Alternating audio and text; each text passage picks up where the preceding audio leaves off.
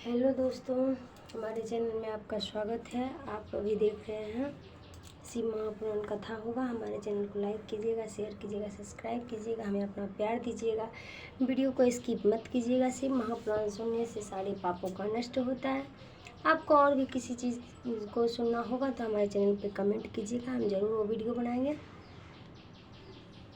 व्यास जी बोले, हे सर्वज्ञ सनत कुमार जी, अब नारद जी धूलोक को चले गए। तब दैत्यराज ने क्या किया वह सब विस्तार पूर्वक मुझे सुनाइए। सनत कुमार जी बोले, उनके चले जाने पर जलंधर काम ज्वर से पीड़ित होने लगा। उसकी बुद्धि नष्ट हो गई। उसने अपने सहिके नायक दूत को बुलाकर कैलाश पर जाने की आज्ञा दी और कहा कि वहाँ एक जटाधारी शंभु नामक योगी रहता है, उससे मेरा पराक्रम और सब ऐश्वर्य कहकर उसकी सर्वांग सुंदरी ऐश्वर्य भार्या को मेरे लिए मांग लाओ। तब ऐसे वचन को सुनकर वह दूत शिव के स्थान में पहुँचा, परंतु नंदी ने उसे भीतर सभा में जाने से रोक दिया। किंतु वह अपनी उग्रता से शिव की सभा में चला ही गया और शिव के आगे बैठकर उनकी आज्ञा ले वह सब संदेश का सुनाया जो दैत्यराज ने कहा था। फिर तो उस राहु नामक दूत के ऐसा कहते ही भगवान शूलपाणी के आगे पृथ्वी से फाड़ कर एक भयंकर शब्द वाला पुरुष प्रकट हो गया, जिसका सिंह के समान मुख था और जो मानो दूसरा नरसिंह ही था। वह दौड़कर राहु को खाने चला।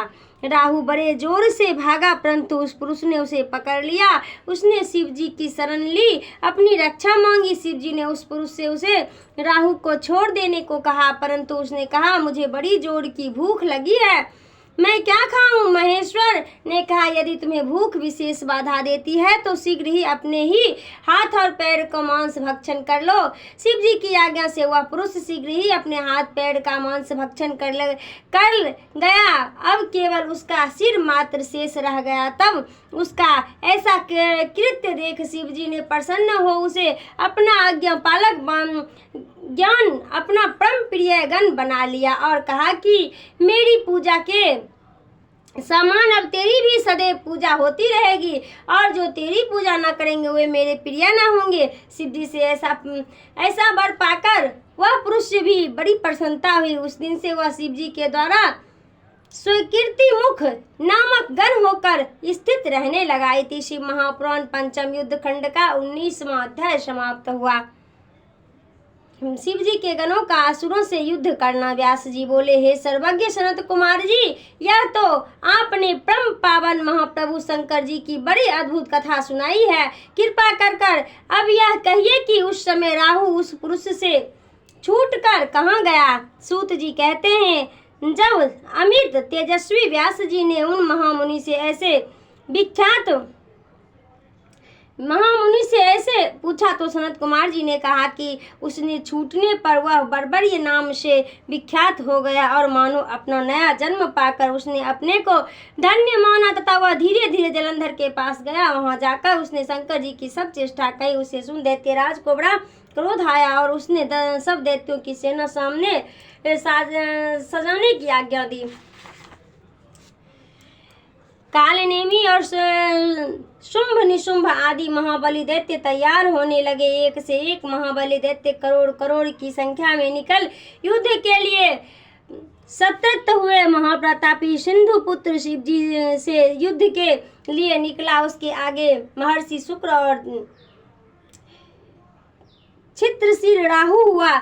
फिर तो उसी समय जलंधर का मुकुट खिसक कर पृथ्वी पर गिर पड़ा। आकाश में मेघ छा गया और बड़े अपशगुन हुए। उधर इंद्रादिक सब देवता ने एकत्र हो कैलाश पर शिव जी के पास पहुंचकर सब वृत्तांत कहा और यह भी कहा कि आपने जलंधर से युद्ध करने के लिए जो शिव जी को भेजा था वे उसके वशवर्ती हो गए तथा अब वे लक्ष्मी सहित जलंधर के अधीन हो उसके घर में निवास करते हैं। अब देवताओं को भी वही रहना पड़ता है। हम लोग अलक्षित होकर आपके पास आए हैं। अब यह बलि सागर पुत्र आपसे युद्ध करने आ रहा है, अतएव आप उसे मारकर हम सबकी रक्षा कीजिए। देवताओं से यह सुनकर शंकर जी ने विष्णु जी को बुलाया। विष्णु जी शीघ्र ही आ उपस्थित हुए। तब शिव जी ने विष्णु जी से पूछा, हे ऋषिकेश, युद्ध के में सामने आमने जलंधर का संहार क्यों नहीं किया और वैकुंठ छोड़ आप उसके घर में कैसे चले गए? मैंने तो आपकी साधुओं की रक्षा और खलों के निग्रह के लिए नियुक्त किया था, और उससे आप सर्वथा ही स्वतंत्र और इच्छाधारी हैं, फिर आपने यह क्या किया है? यह सुन विष्णु जी ने हाथ जोड़ नम्रता पूर्वक भगवान शंकर से कहा, उसे आपका अंशी तथा लक्ष्मी की भ्राता होने के कारण ही मैंने नहीं मारा है। वह बड़ा ही वीर और देवताओं से अजय है। मैं सत्य कहता हूँ, उसे कोई भी मार नहीं सकता। उसी पर मुग्ध होकर मैंने उसे उनके घर में स्वयं निवास करने का वचन दे दिया है तथा इसी कारण से वहाँ रहता हूँ। विष्णु जी के इन वचन को सुनकर भक्तवत्सल शंकर जी हंस पड़े। उन्होंने कहा, हे सर्वज्ञ सूर्यज्ञ विष्णु, आप यह क्या कहते हैं? मैं उस दैत्य जलंधर को अवश्य मारूंगा, इसमें कुछ भी संदेह नहीं है। अब आप सब देवता जलंधर को मेरे द्वारा मारा हुआ ही जानकर अपने स्थान को जाइए। जब भगवान शंकर ने ऐसा कहा तो सब देवता संदेह रहित हो अपने स्थान को गए। उसी समय पराक्रमी जलंधर अपनी विशाल सेना के साथ पर्वत के समीप कैलाश को घेर सिंहनाद करने लगा। दैत्यों के नाद और कोलाहल से शिव जी क्रुद्ध हो गए। उन्होंने अपनी नंदी आदि गणों को उससे युद्ध करने की आज्ञा दे दी। कैलाश के समीप भीषण युद्ध होने लगा। दैत्य अनेक प्रकार के अस्त्र शस्त्र बरसाने लगे। भेरी, मृदंग, शंख, वीर तथा हाथी, घोड़ और रथ के शब्द से सम्मिलित हो पृथ्वी कांपने लगा। युद्ध में कट कर मरे हुए हाथी, घोड़े और पैदल का पहाड़ लग गया। रक्त मांस का कीचड़ उत्पन्न हो गया, जिससे युद्ध भूमि और ही अग्मय हो गई।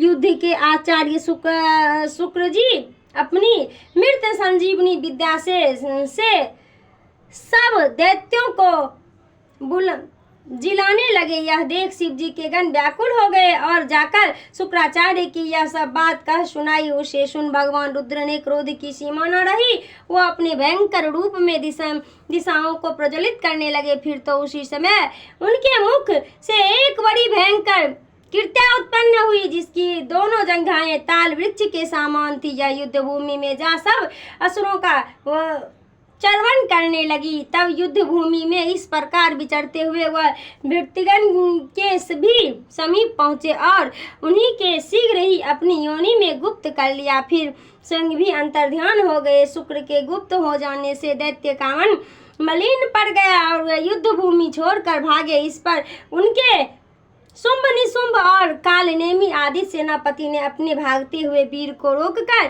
शिवगण पर बड़ा कठिन प्रहार आरंभ किया और ऐसा ही शिव जी के नंदी आदि वीर गणों ने भी, जिससे गणेश और स्वामी कार्तिकेय जी भी थे, अपने गणों को रोक कर दैत्य से भीषण युद्ध करना आरंभ किया। इसी महापुराण पंचम युद्ध खंड का 20वां अध्याय समाप्त हुआ।